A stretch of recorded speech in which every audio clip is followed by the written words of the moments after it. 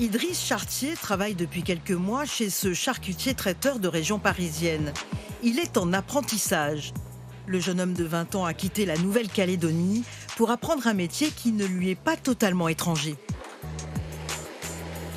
Vu que mon grand-père était charcutier, on pratiquait ensemble, ça m'a donné le goût à la charcuterie. C'est vraiment quelque chose qui était très intéressant pour moi. Et de là, j'ai décidé de venir en France pour faire mon CAP, parce qu'en fait, en Calédonie, il n'y a plus la filière CAP charcutier traiteur. Ce pâté en croûte, Idriss va devoir en maîtriser la technique.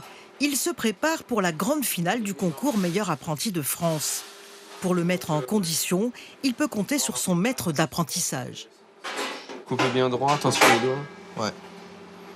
Il est consciencieux, on sent que quand on lui montre quelque chose, il est très attentif, très sur le produit, très sur l'apprentissage du comment, etc. C'est une grosse qualité chez lui. Le jeune homme s'entraîne plusieurs fois par semaine, y compris le week-end.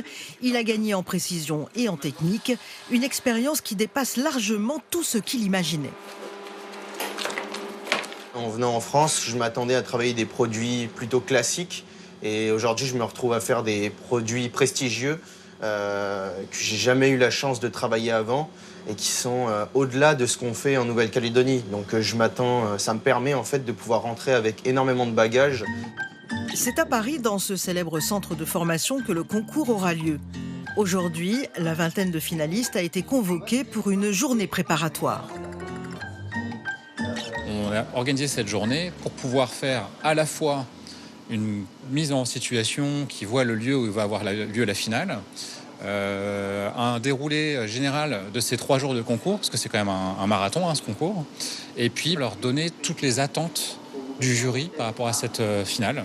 Ce sont des jeunes qui doivent maîtriser la technique propre du métier dans les produits qu'on leur demande, à savoir le pâté de campagne, le boudin blanc, le pâté croûte.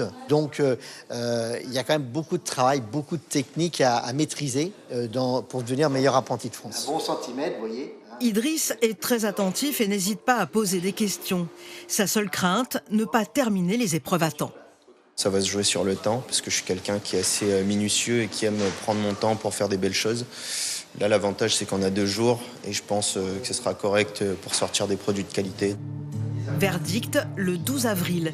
Le jeune Calédonien se mesurera au meilleur, un parcours inattendu qui pourrait bien marquer le début d'une trajectoire prometteuse.